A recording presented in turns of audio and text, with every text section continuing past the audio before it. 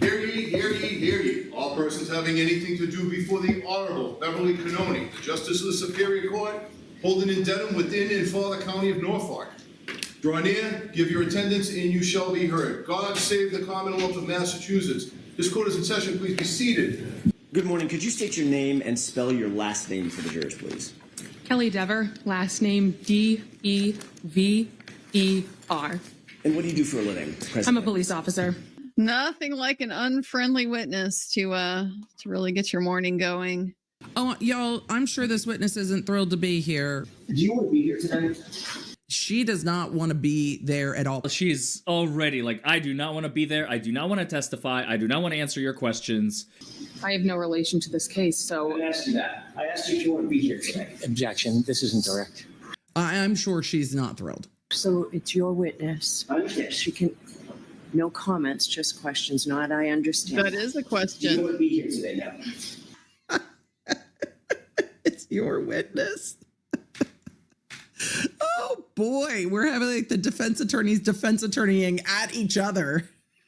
Do you want to be here today? Obviously not. I'm put on the stand in a murder trial. I don't know why I'm here. I have no connection to this case. You've never talked to me. You didn't tell me why you're putting me on the stand. You have no idea why you're here? It's just not true. She's going to say things later on that makes it real clear that is not truthful. I've been subpoenaed. You're making me come and I don't want to be here. You know exactly what your connection is to this case is going to be evidenced by your meeting with the police commissioner. So these things are definitely not true. She crushes her own credibility immediately. It's obvious she doesn't want to be here. Just say, no, I don't want to be here. I have no connection to this case. I don't know why I'm here. But again, this is a defense witness that they are calling for a specific statement. It's where we brought prisoners, so there would be cameras, yes. Okay, you're saying there would be cameras. I'm asking Yes. you, were there cameras? Are there cameras? According to the media, yes. I've seen the footage, so yes, there were cameras. Does she not know anything? So I'm going to strike that officer. You have to answer the question based on your own independent methods. Okay? She even give us a big old sigh there, huh? Reference what you know from the movie. Am I going crazy, or did she just do that? She did a head roll and an eye roll, and then she let out a sigh to the judge. To the judge! To the judge! She sighed like that, and Bev is like just taking it on the chin. Are you kidding me? Any judge in the universe would be like, I'm sorry, did you just sigh at me? And that's another thing, too. No real judge would allow this bullshit to occur in their courtroom. But Bev has no self-respect for herself because she realizes the level that she had to stoop to in order to protect the Alberts, and she hates herself for it. All right. Okay. Okay. All this animosity that Dever has towards Jackson is being redirected towards Bev. And Bev is just like, hit me again. Bev said you have to testify to not what you saw at the media, not from what it's got to be from you. And here she goes. Listen for it. And if you don't have them, tell us. But you can't reference what you know from the movie. Again, another one. All right. Another 3 times. There were cameras in the Sally port. Thank you. How hard was that? There were cameras in the Sally port. Thank you. That's all. Is it so hard to say that? Did one of the monitors that you looked at, that you had access to at the dispatch area, did it show the video footage or the video feed from the Sallyport garage? This is just a simple question of where were the cameras? What did they show you? And it seems like the kind of thing she would just naturally remember. But she is oddly unable to answer some questions that you might think she would know. So I already said I don't remember where in dispatch the screen with the cameras was. And if you're working the 911 switchboard and a lieutenant tells you to go and work it, he's not going to send somebody that is incompetent. So for her to say that after 3 years, it's really not clear to her, that is, I wish I had a bullshit button, because I would hit that fucking button like a madman right now, because this shit pisses me off because she's lying through her teeth. Do you recall whether or not there was footage that you could see on a monitor in the dispatch area that showed the Sally?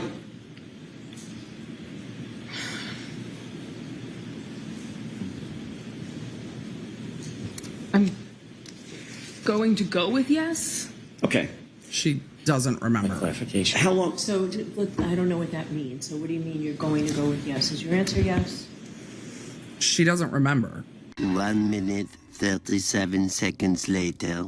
Or she doesn't want to say. Yes. Thank you. What time about Pulling did you take freaking over the? teeth. I don't know if I'm gonna make it, dude. I don't know if I'm gonna make it, bro. She knows what she wants to say.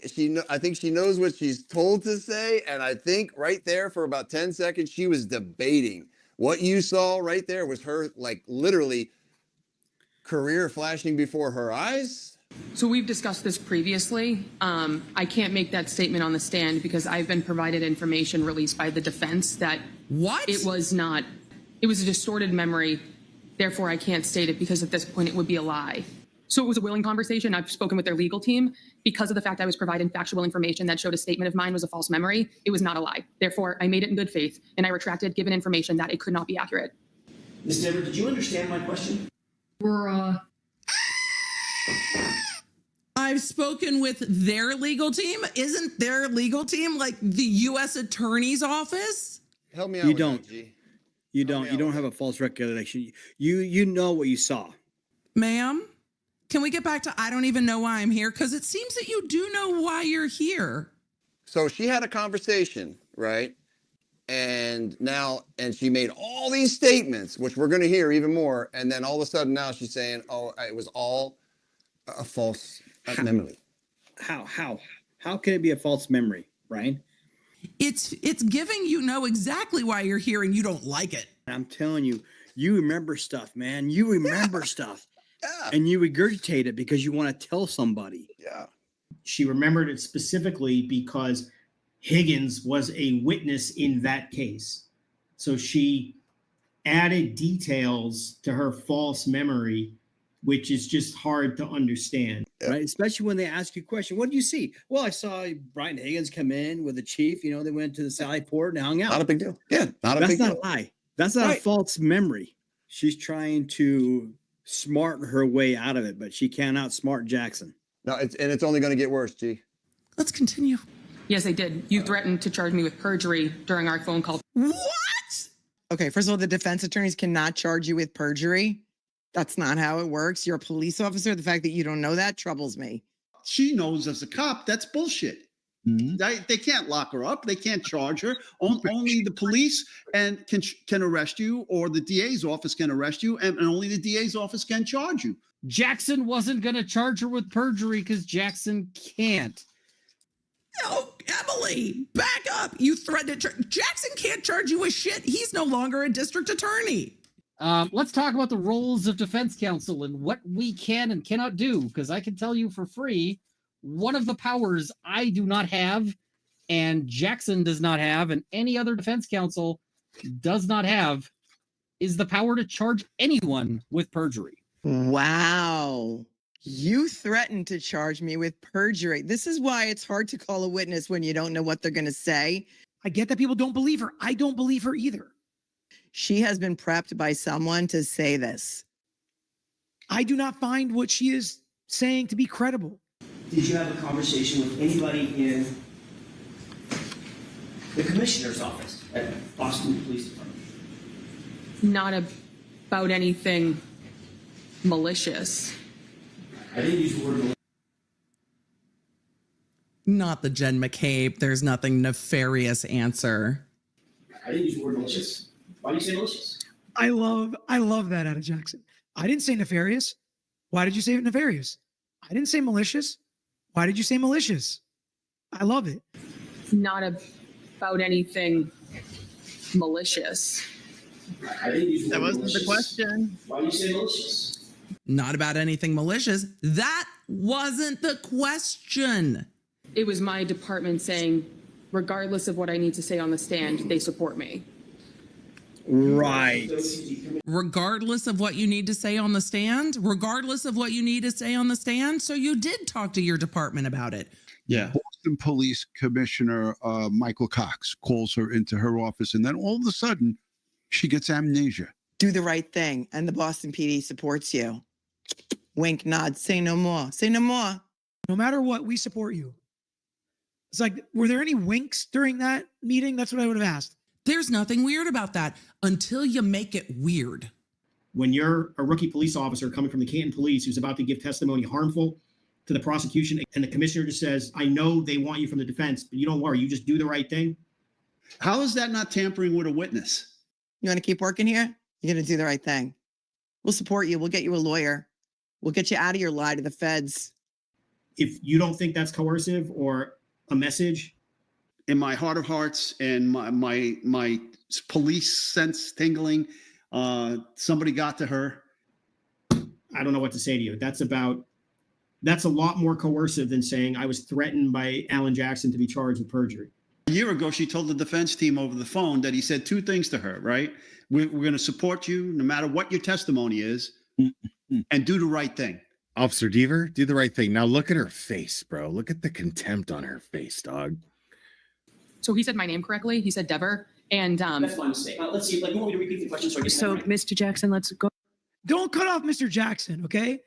so he said my name correctly. He said Dever. And He said my name correctly. He said Dever. I have never in my life seen a witness get so upset. First of all, he pronounced my name correctly, unlike you. Second of all he said was, I'm dying. I am dying. She is definitely doing it to be a jerk in this situation, to try and make him look bad. The fact that she corrected Jackson from the witness stand is unprecedented, folks. What a bitch. Like, you can't remember my name. I don't remember. I can remember your name. Oh, yeah. Like, you can't remember my name. I don't remember. I can remember. Okay, so the answer is I don't remember. No comment. Damn. Just like you don't remember my name, I don't remember. Well, the difference, honey, is that your name doesn't matter at all. Whose name I'm already Dever, Denver, Dover, Dever, my brain has already buffered. Boston police officer Kelly, don't call her Dever. Officer Deveray. Nobody gives a shit who you are or how your name is pronounced. I mean, Devere. You are not actually the main character in any of this. I mean, deviled eggs. Like, you're not the important person. Nobody cares what your name is. I mean, whatever her name is, who cares? You're immaterial. No comments. More than that, Judge. I think we all. All right, so no comments. Just. And he's clapping back at the judge, Jackson. And now the judge is talking over Jackson, clapping back at the judge. We're doing that one more time. Too many people were talking. You're a police officer, correct? Yes. Who charges people with crimes? Right. You're a cop, right? Yeah. You know how crimes get charged, right? Ever seen a defense attorney charge anybody with a crime? So you can seek out reporting someone for it. Have you ever seen a defense attorney charge someone with a crime, ma'am? Personally, no. Right. It's like, because it can't happen, ma'am.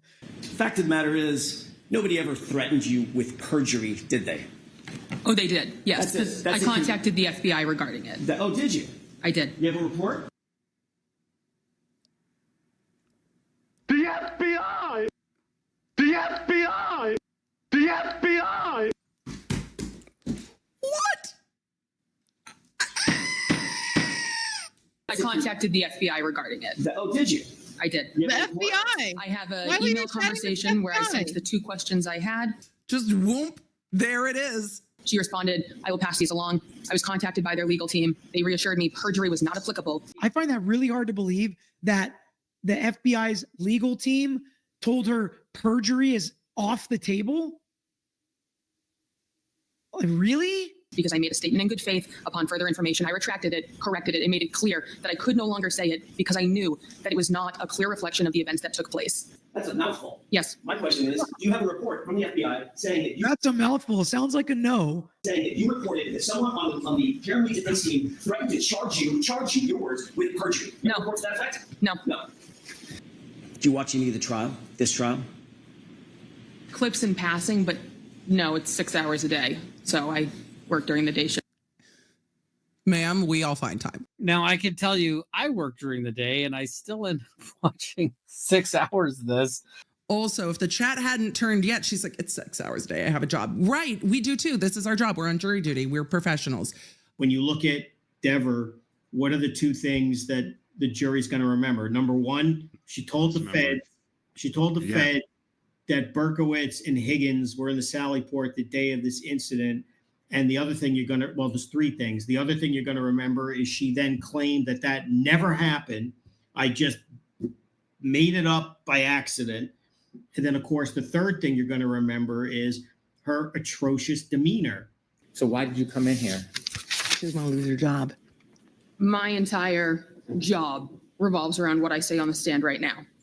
If I was to lie, I lose my job. Isn't that kind of the defense point? I lose everything. I'm here to tell. If you tell the truth, you lose everything and you lose your job. Your Honor, one question. That sentence. AJ wrote down that sentence as fast as I did. My entire job revolves around what I say on the stand here. Now we know the stakes are high for her. The stakes are high. Right. Your entire job. She told the FBI the truth. Then she had to walk it back and say it was a false memory. Why would she be at all worried about what she has to say here on the stand? It's only her livelihood.